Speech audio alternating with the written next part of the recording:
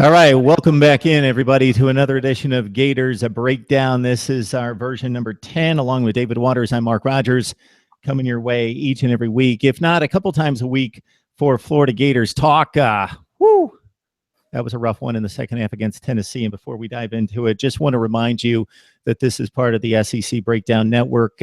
You can join us on Twitter and Facebook at SEC Breakdown for Gators Breakdown. We're available on iTunes and also the video version here on YouTube as well. Dave, wow.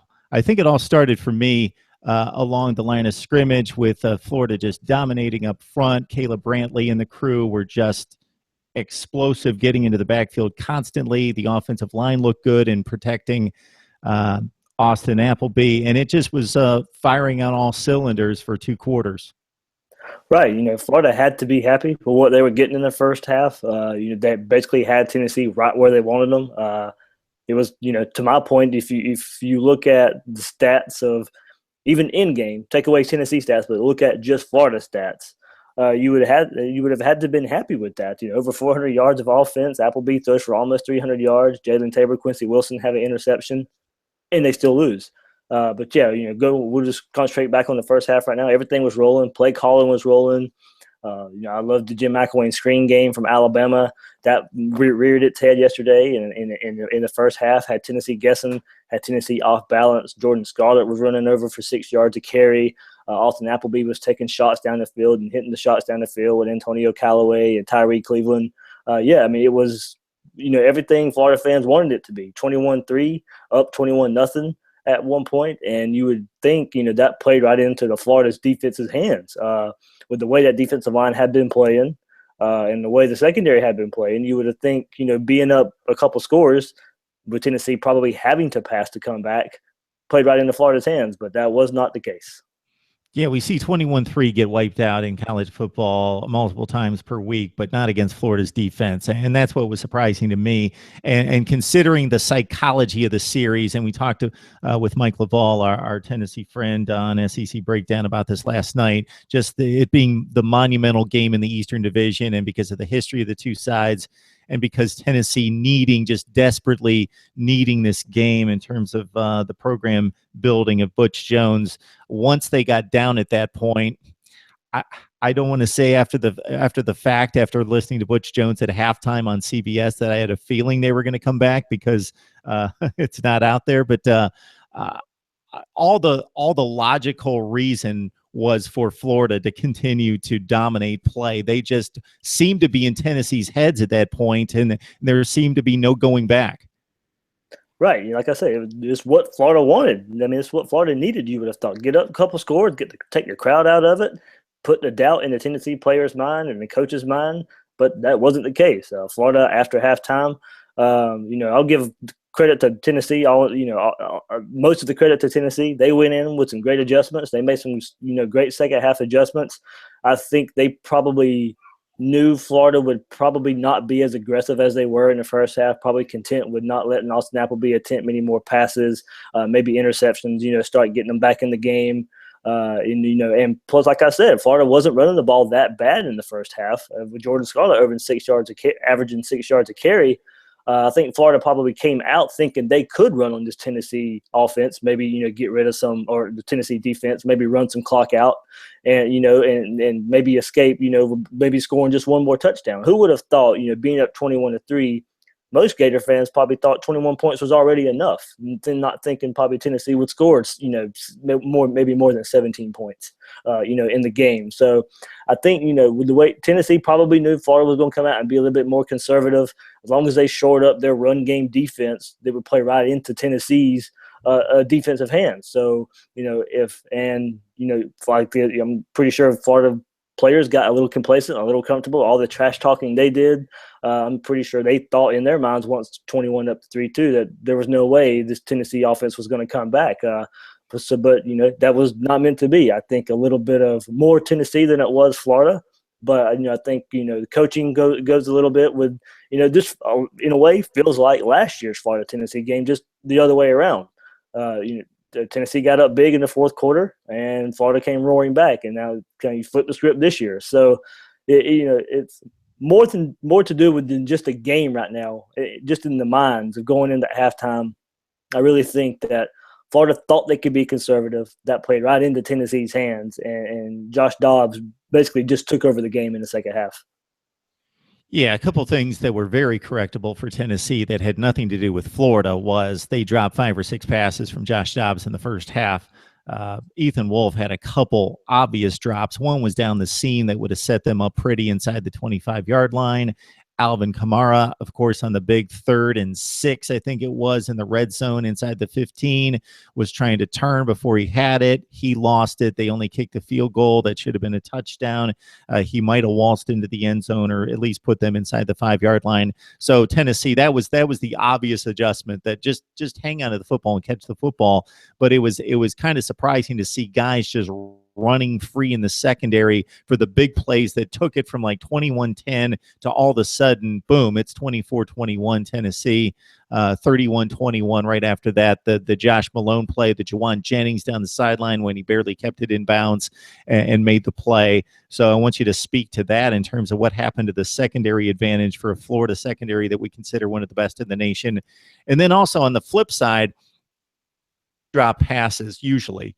That's just concentration. But you expect when one line is physically dominant over another that's just going to continue if they're physically dominant for one half. But all of a sudden, Derek Barnett's all over the backfield. Todd Kelly Jr., he's wreaking havoc for Tennessee. Those guys were just a menace in the second half. Right, like I said, I really thought that played into Tennessee's hands. I think the Florida players at halftime thought the game was over, and the coaches thought they could be conservative, and that just wasn't going to happen in this rivalry game. We talked about pregame or pre-week, this game leading up to this game. I said there was going to be a game where this Tennessee offense would click. I didn't think it would happen mid-game like it did this game. Like speaking to your point, Mark, it is weird to see an offensive line, defensive line get dominated for one half, but then come out and just completely flip the switch to that very next game, or the very next half. I didn't think this is the game I thought Tennessee's offense could do. If they would have started this game like this, I could understand that more than I could have what really happened. I thought the Florida defense would come out and do this job in the second half. And I didn't think they would completely shut Tennessee down. Tennessee was too much talent, too much experienced talent for that, playing at home with that crowd. But speaking for the secondary, Duke Dawson, he looked lost at times yesterday. And when Jalen Tabor went down, he went straight to the locker room for a while. He wasn't even on the field. But even a point there where he got faked out a little bit and lost his balance and fell down, and that led to one of the touchdowns. So Duke Dawson, because he was probably the one where Tabor's that happens. Defenders lose their balance. Leave with defenders open. That's on him a little bit. You get faked out, but he probably knowing him, he could have recovered a good bit, and maybe not that play maybe not turn into a touchdown. But for Duke Dawson to be lost like he was, it was the wheel route was on him. He went. The running back was coming. Hurd was there, but he went to another guy that was in the flats. Left Hurd wide open. And then there was a crossing route, the other touchdown for Tennessee. He just basically got lost, let the receiver by him, and that was all she wrote. So, it was – and speaking of that, this Florida defense is very high risk reward, and they live off the defensive line getting a lot of pressure. For the most part, that wasn't happening. So, the secondary also reaps the rewards of the defensive line getting in the backfield, and that wasn't happening either in the second half, like it was in the first half. So, and Josh Dobbs, he looked basically like like what we thought with Dak Prescott, Tim Tebow-ish, just completely taking over a game. There were wide open running lanes for him as well. For this, we really thought Jared Davis, Alex Anzalone, with that running game would step up and shut that down. But you got to speak to the senior leadership of Dobbs there, and for that Tennessee offense not giving up. And like I think like you said, in the first half there were drop passes that Tennessee could go back and look at, saying the plays are there. But the Florida defense also, once they got in the red zone, clamped down in the first half. That didn't happen in the second half either. But Florida also came into this game leading the nation in plays given up more than 10 yards. Well, that didn't show up yesterday. It was big plays for Tennessee that really, really was the big difference. It wasn't Tennessee necessarily driving the field a good bit. It was the big plays. That's something that we're really not used to seeing from this Florida defense.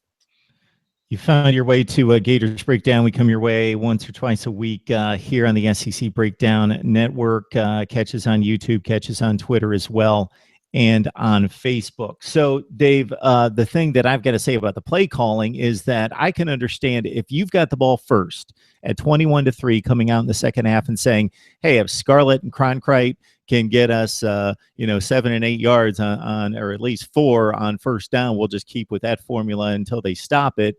We don't need to open up things. But Tennessee got the ball. It's 21-10. They go down and drive. So before you touch the ball, it's already it's kind of a ball game again. The crowd's in it. It's 21-10. So you can't necessarily go in with the approach that, okay, we're going to deflate the ball and sit on this thing, because you're only a couple minutes into the third quarter and it's already a game. 21-10. They've scored 10 straight points. I think you pretty much have to game plan as you did starting with Series 1.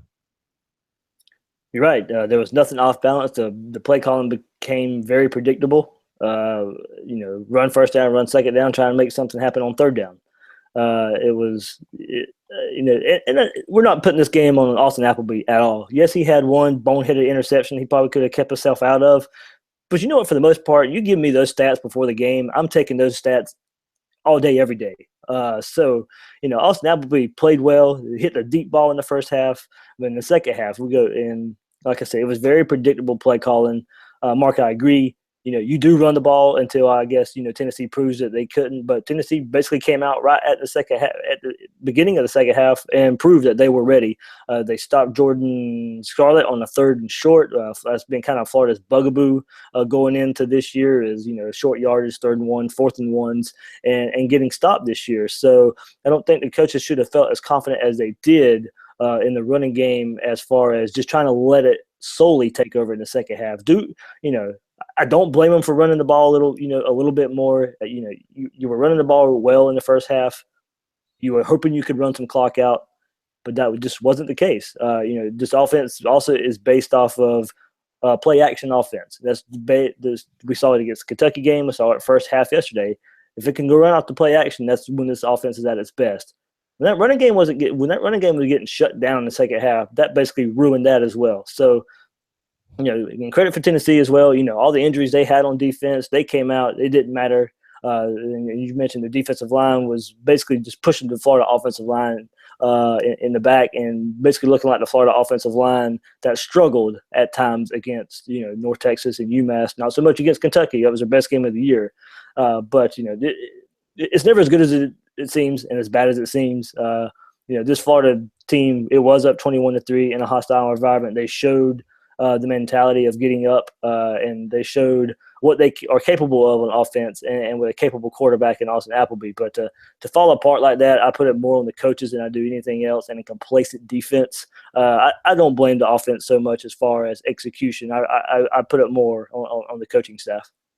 Yeah, getting beat up front on both sides of the ball in the second half after dominating in the first half, I think really speaks into, we don't know what's going on between the ears, but it kind of confirms to a certain extent that maybe there was an attitude that we've got things salted away and we really beat this team physically in the first half and things are going our way and there's no way that they can score on us at this point because, schemes change. You can make adjustments at halftime. Even you can find some certain players, some intestinal fortitude and fight a little bit harder in the second half. But for both lines to get beat in the second half after winning those battles decidedly in the first half seems to play into that theory.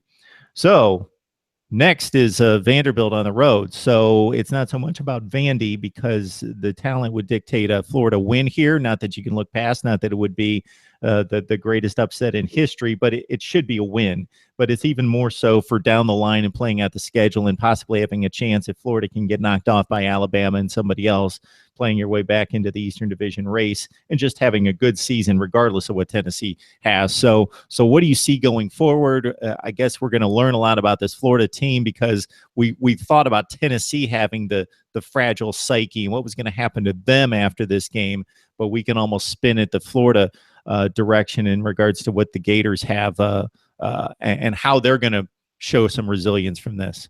Right. You got to see how they bounce back from a game they really thought was in hand at one point.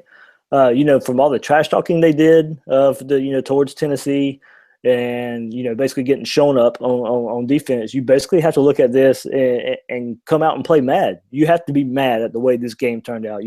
Not upset, not sad. You have to be mad. So that's what this offense and defense needs to show, especially along the line of scrimmage. You're better than Vanderbilt. You're better than Vanderbilt. Now go prove it. And don't sulk. And Tennessee's got a tough, still 3-game stretch coming up. So the season's not over. You have to know that.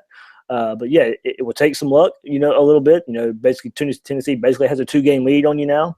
If somehow they lose to Georgia and Florida beats Georgia, that creates, somewhat of a 3-way tie, later on in the season. But that means taking care of business against Vanderbilt, first and foremost.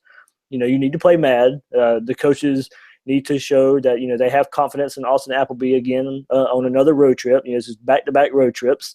You're not playing in the friendly confines of the Swamp a week after this debacle. You're going on the road again. So, you have to look at yourself. You have to look yourself in the mirror. You have to, know you can call plays better. You have to know your offensive line. You're better than that defensive line. You need to go do something.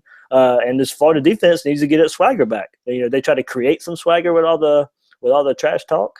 And it come back and bit them. So, the swagger is in how you play, not in how you talk. So it starts with, trying to, create another somewhat winning streak when you go to Vanderbilt. Dave, think about it. If history means anything in the SEC Eastern Division in the last 5 to 10 years, how many times have we seen the big head-to-head matchup go one way, but the other team lost the 2 games that made up for it? Whether it was Georgia, Missouri one year where Georgia beat Mizzou, but then they went and lost 2 other games. They even beat them 34-0 and still lost the division. One time it was Florida, Georgia, where the Gators won that, but then they lost 2 other, or it was the other way around. Georgia won that game, and or the Gators won the game. Georgia gets the benefit and goes to the, and it's been back and forth. Georgia, South Carolina, that worked out a couple times where South Carolina won the big head-to-head early, but then they lose 2 other games, and it's happened a number of times. So this thing's not over. As you mentioned, Tennessee with a difficult 3-game stretch, and by looking at Florida's schedule, wow, there's not a ridiculously difficult stretch, but they got 5 legitimate games to deal with here. Talking LSU, Georgia, Arkansas, and also, of course, Florida State at the end. That's not going to vie into the division race, but still a difficult game there. So, we're going to see. And if you look at that, if Florida plays as good as they can, which we saw first half yesterday, and they come out and dominate Vanderbilt, you host LSU, you have to think they'll be favored there. The Florida will probably, as long as they're playing well enough, be favored all the way up until they travel to Arkansas. They'll probably be favored, they should be favored against LSU coming at home in a couple of weeks, as long as they don't stumble their toe against Vanderbilt. And they should be favored against Missouri. And then they'll play Georgia and Jacksonville, neutral site. So, that line of that game. But going to Arkansas the week after that game, it'll probably be the first time for right now that we can see them being a decided underdog. So you're right. They'll be favored in these SEC games coming up.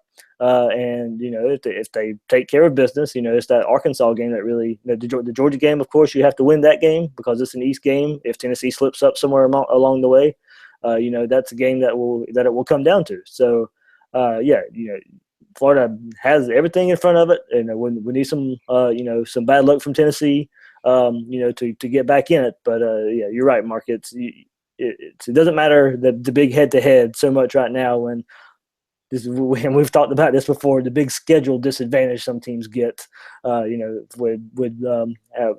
like Tennessee's going to get the top 2 teams out of the West. A&M, after they defeated Arkansas, you definitely would place them second in the West right now behind Alabama. So, and Tennessee's going to have those 2 teams back to back. So, LSU doesn't look as good as we thought they would. Their defense is still stout, but that offense still has question marks, and they're traveling to the Swamp.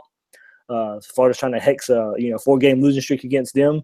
But we'll see. Florida still has everything in front of them and probably be favored in most of these SEC games coming up. All right, Gators Breakdown. This is the place to talk Florida Gators. We come your way once or twice a week on iTunes. Catch us on YouTube as well, where we've got the video podcast available. And it's all part of SEC Breakdown, where you can join Dave, myself, Mike LaValle, Chad Niepling for SEC material throughout the week. Join us on Twitter and Facebook as well. All right, Dave. Wow. go to Vandy, get things cleaned up, and go on from there. So we'll see how things shake out, and Florida is able to bounce back from what could be a devastating loss, but they still have the season out in front of them. All right. Thanks for joining us on Gators Breakdown. See you next time.